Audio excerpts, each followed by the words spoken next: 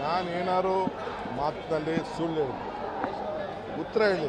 ಎಷ್ಟು ಜನಕ್ಕೆ ಸೈಟ್ ಕೊಡಿಸಿದ್ದೀನಿ, ಎಷ್ಟು ಜನಕ್ಕೆ ಮನೆ ಕೊಡಿಸಿದ್ದೀನಿ, ಎಷ್ಟು ಕಾರ್ಯಕರ್ತರ ಅಧಿಕಾರ ಕೊಟ್ಟಿದ್ದೀನಿ, ಬಗಲ್ಕಲ್ ಸಾಗೋಳಿ ಎಷ್ಟು ಮನೆ ಕೊಟ್ಟಿದ್ದೀನಿ, ಜಮೀನು ಕೊಟ್ಟಿದ್ದೀನಿ, ಎಷ್ಟು ಜಮೀನು ಅಕ್ವಿಷನ್ ಮಾಡಿದ್ದೀನಿ, ಎಷ್ಟು ಜನಕ್ಕೆ ಸೈಟ್ ಹಚ್ಚಿದ್ದೀನಿ, ಅವೆಲ್ಲ ಹೇಳ್ಬೇಕಲ್ಲ. ಏನು ಜನಕ್ಕೆ ಏನೇನು ಮಾಡಿದ್ದೀನಿ ಅಂತ, ಇಲ್ಲ ಎಷ್ಟು ಹಣ ತೆಗೆದುಕೊಂಡಿದ್ದೀನಿ ಅದೆಲ್ಲ ಹೇಳಿ ಬಿಡುಗಡೆ ಮಾಡಬೇಕು. ಈ ಮತದಾರರಿಗೆ ಹೇಳಬೇಕು, ಸುಮ್ಮನೆ ಅಧಿಕಾರ ಉಪಯೋಗಿಸ್ಕೊಳ್ಳೋದಲ್ಲ, ಅವ್ರ ಋಣನೂ ತೀರಿಸ್ಬೇಕಲ್ಲ.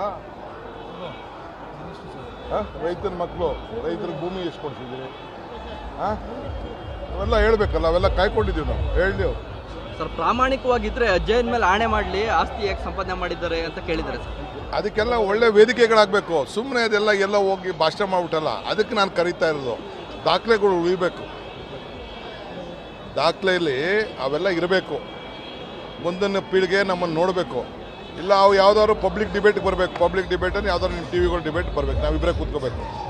ಇಲ್ಲ ಅಂದರೆ ಅಸೆಂಬ್ಲಿಲಿ ಆಗಬೇಕು. ಅಸೆಂಬ್ಲಿಲಿ ಅವ್ರ ಸೋದರ ಇದ್ದಾರೆ, ನಾನು ಕರೆದೆ, 2 ಸತಿ ಕರೆದೆ, ಬರಲಿಲ್ಲ. ನಾನು ರೆಡಿಯಾಗಿದ್ದೀನಿ. ಅವ್ರ ಸೋದರ ಇದ್ದಾರೆ, ಕೊಟ್ಬಿಟ್ಟು ಕಳಿಸ್ರಿ, ಐ ಆಮ್ ರೆಡಿ.